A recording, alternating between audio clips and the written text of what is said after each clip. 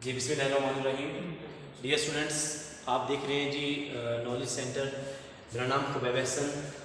हमने previous lecture के अंदर चैप्टर नंबर 1 मेजरमेंट्स के बारे में कुछ थोड़े बहुत डिस्कशन की थी। हमने कहा कि बेसिकली चैप्टर नंबर 1 के अंदर हमने क्वांटिटीज़ की एक्सप्लेनेशंस या हम ये कह सकते हैं क्वांटिटीज़ के बारे में हमने थोड़ा बहुत उनका इंट्रोडक्शन हमने डिस्कस करना है।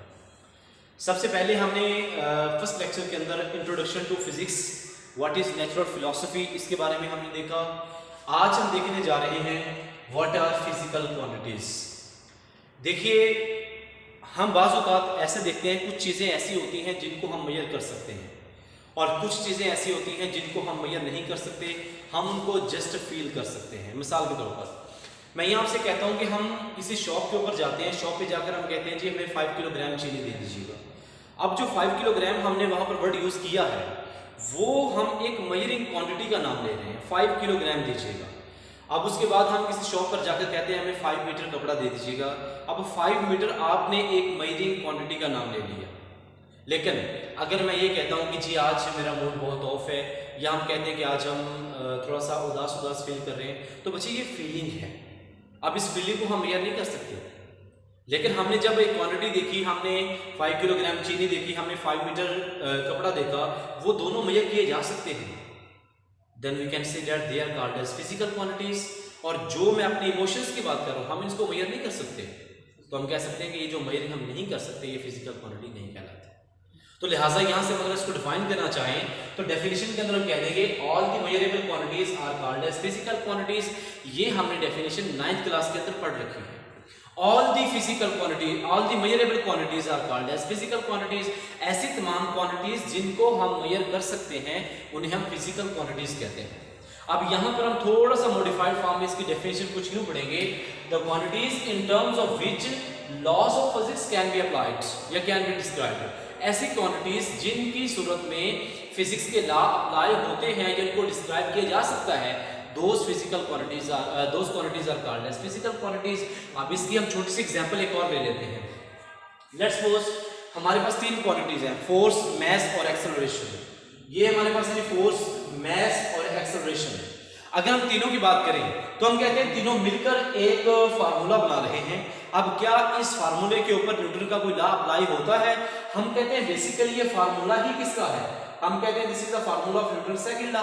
हमने 9th क्लास के अंदर पढ़ रखा है, F is equal to ma is Newton second law of motion. तो लिहाजा हम कह सकते हैं क्योंकि यहाँ पर जो है वो फिजिक्स के लॉ अप्लाई हो रहा है, लिहाजा we can say that force is a physical quantity, mass is a physical quantity, acceleration is also a physical quantity. तो लिहाजा ऐसे हम कुछ यूं डिफाइन करेंगे कि जिन क्वांटिटीज की सूरत में, जिनकी टर्म्स में फिजिक्स के लॉ अप्लाई होते हैं, उन्हें हम फिजिकल क्वांटिटीज कहेंगे, अदरवाइज हम उनको फिजिकल क्वांटिटीज नहीं कह सकते। अब डियर स्टूडेंट्स, हम नेक्स्ट ये देखते हैं कि फिजिकल क्वांटिटीज तो बहुत ज्यादा है। हम अपनी आसानी के लिए इसको 2 टाइप्स के अंदर डिवाइड कर लेते हैं। सबसे पहले जो टाइप है ना, उसे हम कहते हैं जी बेस क्वांटिटीज। हम जब बेस क्वांटिटीज को डिफाइन करना चाहते हैं ना, तो हम इसमें ये कहते हैं the quantities which can be described या which can describe other quantities. ऐसी क्वांटिटीज जो दूसरी क्वांटिटीज को डिस्क्राइब करती हैं, ऐसी क्वांटिटीज जो दूसरी क्वांटिटीज को डिफाइन करती हैं, ऐसी क्वांटिटीज जो दूसरी क्वांटिटीज को एक्सप्लेन करती हैं, उन्हें हम फिजिकल बेस क्वांटिटीज का नाम देते हैं। अब यहाँ पर एक चीज इंपॉर्टेंट और भी आ जाती है, वो हमारे पास ये आएगी कि क्या जिस तरह हमने अभी ये बात की थी कि बेस क्वांटिटीज ऐसी होती हैं जिनकी मदद से दूसरी क्वांटिटीज को हम एक्सप्लेन कर सकते हैं, ये जिनकी मदद से कुछ और क्वांटिटीज हम डिफाइन करते हैं, those quantities are called as base quantities. इसको हम एक और मॉडिफाइड फॉर्म में ये भी कह सकते हैं, the quantities in terms of which other quantities can be defined. ऐसी क्वांटिटीज जिनकी सूरत में दूसरी क्वांटिटीज डिफाइन की जाती हैं, एक्सप्लेन की जाती हैं, those quantities are called as base quantities. अब याद रखिएगा बच्चे, बेस क्वांटिटीज की जो तादाद है वो 7 है। There are 7 base quantities. अब उनमें उनके नेम क्या क्या है हम आगे जाकर टेबल के अंदर एक्सप्लेन कर लेंगे। फिलहाल हम ये बता दें कि 7 बेस क्वांटिटीज। अब उनकी एग्जांपल्स में क्या आ जाता है? मास आ सकता है जी, लेंथ आ सकती है, टाइम आ सकता है, ये जो है ना ये कहलाती हैं बेस क्वांटिटीज। इस तरह से जो नेक्स्ट कैटेगरी हम डिफाइन करेंगे यहाँ पर वो हमारे पास आ जाएगी ड्राइव्ड क्वांटिटीज। हम इसमें कह सकते हैं the quantities which are defined in terms of base quantities. ऐसी क्वांटिटीज जिनको एक्सप्लेन कर सकते हो, जिनको डिफाइन कर सकते हो, जिनको डिस्क्राइब कर सकते हो, किसकी मदद से? बेस क्वांटिटीज की मदद से। Those quantities are called as derived quantities. यानी हम ये कह सकते हैं कि ऐसी क्वांटिटीज, यानी the quantities which are derived from base quantities, जिनको अखज किया जा सकता है किन से? बेस क्वांटिटी से। अब बेस क्वांटिटी की एग्जांपल आप ले लें, मिसाल के तौर पर हम कहते हैं कि इस रूम के अंदर हम खड़े हुए हैं, इस रूम को कंस्ट्रक्ट किया गया है, बनाया गया है छोटे छोटे एलिमेंट्स को मिलाकर। वो एलिमेंट हम कहते हैं, फॉर एग्जांपल यहाँ पर ईंट है, हम कहते हैं कि एक एक ईंट हमने मिलाकर पूरा रूम कंस्ट्रक्ट कर लिया है।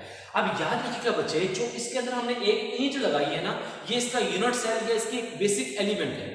वो बेसिक एलिमेंट्स को मिलाकर हमने पूरा रूम कंस्ट्रक्ट कर लिया। इसका मतलब ये होगा कि वो जो ईंट है ना, वो बच्चे एक बेस है और ये एक ड्राइव्ड है, जो हमने एक रूम कंस्ट्रक्ट कर लिया है। इस तरह से याद रखिएगा, हम कोई बिल्डिंग बनाते हैं, कोई भी चीज बनाते हैं, तो हम उसमें छोटे छोटे एलिमेंट्स को मिलाकर आपस में इकट्ठा करके हम एक कोई ह्यूज ऑब्जेक्ट या कोई एलिमेंट बना लिया करते हैं। तो लिहाजा यहाँ पर हम ये कह सकते हैं कि ऐसी क्वांटिटीज जिनको चंद एक 7 क्वांटिटीज को मिलाकर बनाया जाता है, उन्हें हम ड्राइव्ड क्वांटिटीज का नाम देते हैं। अब यहाँ पर सबसे पहले इनकी तादाद बताई जाए तो हम ये कह सकते हैं there are many derived quantities, बहुत ज्यादा ड्राइव्ड क्वांटिटीज होती हैं। अब उनकी एग्जांपल्स क्या हैं? डियर स्टूडेंट्स, उनकी एग्जांपल है speed which is equal to v is equal to s over t, आपने फार्मूला पढ़ा हुआ है, distance formula s is equal to vt की फॉर्म में। तो डिस्टेंस ओवर टाइम, ये length over time is called as speed. तो length भी बेस है, टाइम भी बेस है, तो बेस को बेस से डिवाइड किया तो हमारे पास क्या आ गया? स्पीड आ गई। ठीक है, इस तरह से वेलोसिटी आ जाती है, डिस्प्लेसमेंट ओवर टाइम, इस तरह से एक्सेलरेशन आ जाता है, वेलोसिटी ओवर टाइम, इस तरह से मोमेंटम आ जाता है, product of mass and velocity, इस तरह से टॉर्क आ जाता है, the product of length and force. ठीक है, tau is equal to RF, आपने इसका फार्मूला डिस्कस किया हुआ है। तो ये चंद एक एग्जांपल है ड्राइव्ड क्वांटिटीज की। उसके बाद हमने जो बेस क्वांटिटीज पढ़ा है कि 7 होती हैं, उसके बारे में हमने एक टेबल किया हुआ है कि हम इसको एक्सप्रेस कैसे कर सकते हैं। पहली चीज, सबसे बेसिक याद रखिएगा बच्चे, जब भी हम फार्मूला पढ़ते हैं ना, चाहे फिजिक्स के अंदर चाहे मैथमेटिक्स के अंदर, फार्मूले में पूरी क्वांटिटी एक्सप्रेस नहीं की जाती, सिर्फ और सिर्फ क्या करते हैं? उसका सिंबल डिनोट करते हैं। फोर्स है उसका सिंबल, मास है उसका सिंबल, एक्सेलरेशन है उसका सिंबल, उसकी इलामत जिसे हम कहते हैं। सेम इस तरह से ये आपके पास क्वांटिटीज हैं, लेंथ है, mass, time, temperature, amount of substance, intensity and electric current, ये 7 बेस क्वांटिटीज हैं। अब इनको कैसे डिनोट करते हैं? इसका सिंबल क्या क्या है? डियर स्टूडेंट्स, लेंथ का सिंबल होगा स्मॉल l, और इस तरह से मास का जो सिंबल होगा स्मॉल m, टाइम का यूनिट सिंबल होगा स्मॉल t, इस तरह से टेम्परेचर का जो सिंबल होता है उसको यूजुअली हम कैपिटल T के साथ डिनोट किया करते हैं। उसके बाद अमाउंट ऑफ सब्सटेंस, इसको हम स्मॉल n के साथ डिनोट करते हैं। केमिस्ट्री के अंदर हम डिटेल के साथ इसका तज़किरा किया करते हैं। उसके बाद आ जाएगा intensity, intensity of light, intensity of sound, इसे हम उर्दू में शिद्दत भी कहते हैं। इसको हम एक्सप्रेस करते हैं बच्चे कैपिटल I के साथ। इस तरह से इलेक्ट्रिक करंट भी एक बेस क्वांटिटी है जिसको हम कैपिटल I के साथ डिनोट किया करते हैं। तो ये बेसिकली 7 बेस क्वांटिटीज हैं जिनके ये नेम लिखे हुए हैं और साथ में इसके सिंबल्स भी लिखे हुए हैं, ये कहलाती हैं बेस क्वांटिटीज। उसके बाद नेक्स्ट चीज ये है कि बेस क्वांटिटीज को मेजर कैसे किया जा सकता है, उसके लिए कौन से पैरामीटर्स होते हैं। तो यहाँ पर हम कह सकते हैं कि बेसिकली 2 स्टेप्स होते हैं जिनकी सूरत में हम बेस क्वांटिटीज को ड्राइव कर सकते हैं या इनको मेजर किया जा सकता है। सबसे पहला step, the choice of standard, मतलब सबसे पहले आपको स्टैंडर्ड को चूज करना पड़ता है, किसके लिहाज से आप डिफाइन कर रहे हैं। उसके बाद हमारे पास आ जाएगा प्रोसीजर ऑफ कंपैरिजन, कि आप जब एक क्वांटिटी को डिफाइन कर लेते हैं, क्वांटिटी को आप चूज कर लेते हैं। चूज करने का मतलब क्या होता है? हम कहते हैं कि मुंतखब करना, एक आप चीज को फिक्स कर लेते हैं, उसको हम चॉइस कहते हैं। यानी एक आपने स्टैंडर्ड चूज कर लिया, अब आप उसके साथ कंपैरिजन करते हो। मिसाल के तौर पर हम कहते हैं कि 2 गाड़ियां मूव कर रही हैं, हम कहते हैं जी एक हमारे पास है कार और एक आपके पास ट्रक है। अब आपने एक को चूज करना है, आप किसके लिहाज से बात करना चाह रहे हो? हम कहते हैं कि कार के लिहाज से ट्रक ज्यादा स्पीड पे मूव कर रहा है या कम स्पीड पे मूव कर रहा है। यूजुअली हमने यही देखा हुआ है कि जिसका मास ज्यादा हो उसकी वेलोसिटी कम हुआ करती है। मिसाल के तौर पर ट्रक की एग्जांपल ले लें, हम कहते हैं ट्रक की सूरत में ट्रक और कार का कंपैरिजन किया जाए तो हम कह सकते हैं कि ट्रक की निस्बत कार की वेलोसिटी या स्पीड ज्यादा होती है। वजह क्या है? उसका मास कम है, तो लिहाजा हमने एक को स्टैंडर्ड मान लिया। हम कहते हैं कि ट्रक की निस्बत, यानी ट्रक के लिहाज से कार की वेलोसिटी क्या है? ज्यादा है। ठीक है बच्चे, तो इस तरह से हम कंपैरिजन करके ऐसी क्वांटिटीज को मजीद एक्सप्रेस किया जा सकता है। उसके बाद एक और चीज ये है कि जो यहाँ पर आप एक स्टैंडर्ड चूज करते हैं, जिसकी स्टैंडर्ड को मानकर या जिसकी मदद से आप क्वांटिटीज को मजीद आगे डिफाइन करते हैं, उसकी भी 2 प्रॉपर्टीज होनी चाहिए। वो स्टैंडर्ड कैसा हो कि उसको मानकर, उसको बुनियाद मानकर, उसको हम कह सकते हैं कि एक बेसिक एलिमेंट मानकर हम उसकी मदद से मजीद चंद क्वांटिटीज या मजीद पैरामीटर्स या मजीद क्वांटिटीज है ना उसको हम एक्सप्रेस कर सकते हैं। तो बेसिकली याद रखिएगा डियर स्टूडेंट्स, 2 ऐसे स्टेप्स हैं, 2 ऐसे प्रिंसिपल्स हैं, अगर कोई क्वांटिटी उन दोनों प्रिंसिपल्स को फुलफिल करेगी तब हम उसको स्टैंडर्ड मानते हैं, अदरवाइज हम उसको स्टैंडर्ड नहीं मानेंगे। यानी आप देखिए फॉर एग्जांपल आप कहते हैं कि आपके लिए एक आइडियल है, लेट्स सपोज हम नॉर्मली या कह सकते हैं कि बाज़ वक़्त हम ये सेंटेंस डिफाइन किया करते हैं कि हज़रत मोहम्मद सल्लल्लाहु अलैहि वसल्लम हमारे आइडियल पर्सन हैं।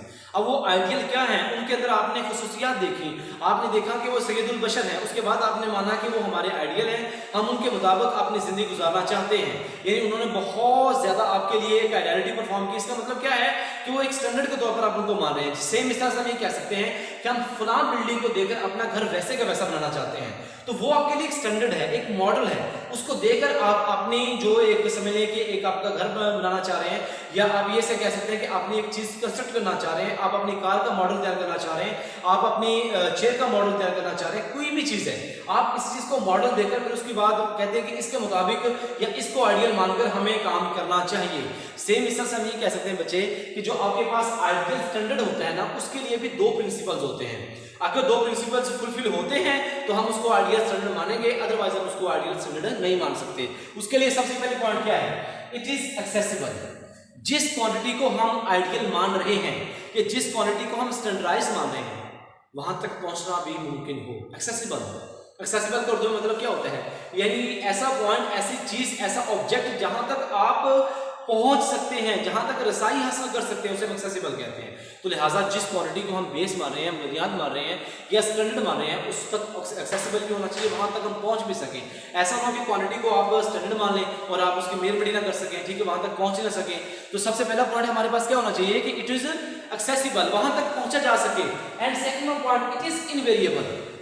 बच्चे बात ये है कि जिस क्वांटिटी को आप स्टैंडर्ड मान रहे हैं उसके मुताबिक आप अपनी क्वांटिटीज को एक्सप्रेस करना चाहते हैं, अगर वही हर दफा चेंज हो जाए, अगर वही वेरिएबल हो, तो फिर आप कैसे कंपैरिजन कर सकते हैं? आप कैसे ये कह सकते हैं कि उसको स्टैंडर्ड मानकर हमने अपनी प्रॉपर्टीज वैसे की वैसी कर दी है? इसका मतलब ये है कि that quantity should be constant, should not be variable, sorry should not be variable, यानी उसको इनवेरिएबल होना चाहिए, उसको कांस्टेंट होना चाहिए। जब वो कांस्टेंट होगी या जब वो इनवेरिएबल होगी तो हम कह सकते हैं कि उसको हम आइडियल मानकर, उसको स्टैंडर्ड मानकर अपनी क्वांटिटीज भी उसी हिसाब से एक्सप्रेस कर सकते हैं। तो ये बच्चे था अबाउट फिजिकल क्वांटिटीज। उसके बाद नेक्स्ट चीज ये है कि जब फिजिकल क्वांटिटीज को हमने किसी जगह पर डिफाइन करना होता है, एक्सप्लेन करना होता है, तो इसके लिए एक बड़ी इंपॉर्टेंट पॉइंट की हमें जरूरत है, which is named as system international of units. ऐसा यूनिट्स कौन सा यूनिट होना चाहिए, इसकी एक्सप्लेनेशन इंशाल्लाह हम नेक्स्ट लेक्चर में करेंगे। अपना बहुत सारा ख्याल रखिएगा। अल्लाह हाफिज़।